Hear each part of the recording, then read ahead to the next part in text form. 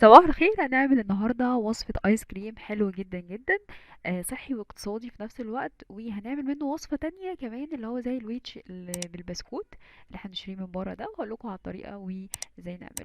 يلا بينا نشوف الوصفة والمقادير.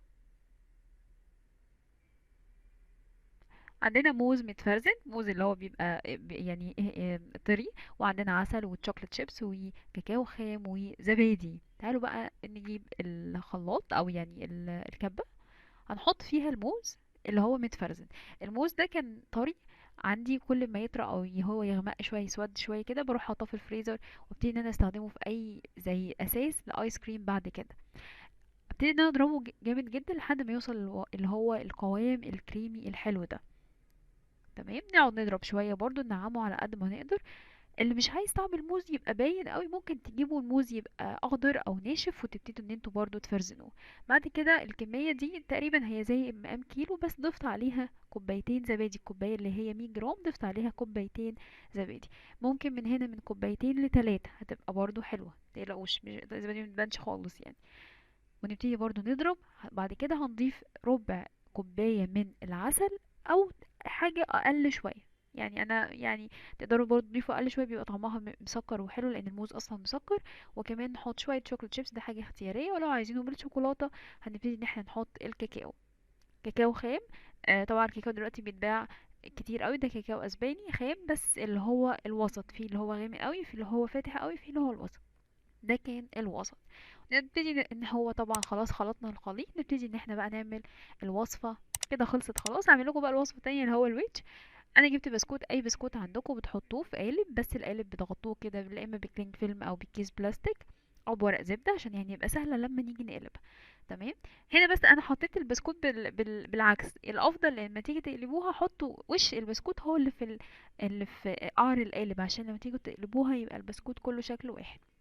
وتعملوا الطبقات زي ما انتوا عايزين، طبقة بسكوت، طبقة ايس كريم، وهكذا. والافضل كمان ان البسكوت يبقى كبير، لو عايزين ويتش كبير كده يبقى جيبوا البسكوت الكبير. بسكوت طبعا زي ده ما فيهوش اي فليفر يعني او اي حاجه.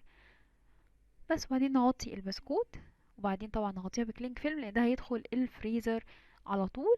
وكمان الوصفة الأساسية حطيتها في علبة محكمة الغلق، والكلام ده كنت عاملاه بالليل وتحطوه يعني ليلة كاملة في الفريزر.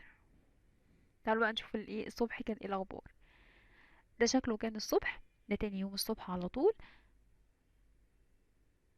هنبقى مجهزين لما نيجي نقطع، نبقى مجهزين في كوباية على جنب كده، عشان طبعا لما اجي اقطع بالسكينة مية مغلية، وابتدي ان انا احط السكينة فيها واقطع بقى عادي خالص. تعالوا اوريكم بقى الشكل كان ايه.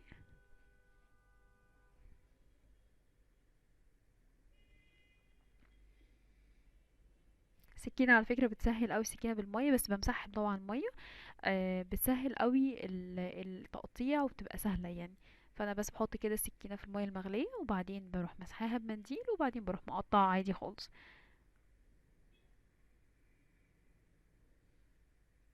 يعني فكرة مختلفة، ايس كريم شوكولاتة بالموز، بس يعني فكرة مختلفة. وده شكله طبعا بعد ما كمل.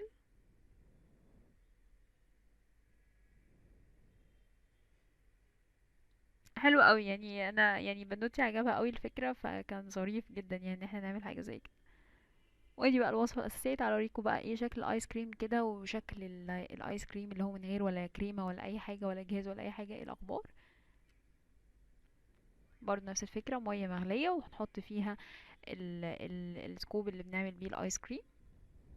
عايزه اقول لكم برضو هنا الافضل ان انتوا تسيبوه شويه. انا كنت مطلعاه من الفريزر على طول، قاعده بطلع فيه، بطلع البوليت يعني. ال ال لكن الافضل ان انتوا تخلوه شويه، يعني يهدى شويه من الفريزر، وبعدين تبتدوا تقطعوه وتبتدوا تطلعوه براحتكم يعني في الكيس.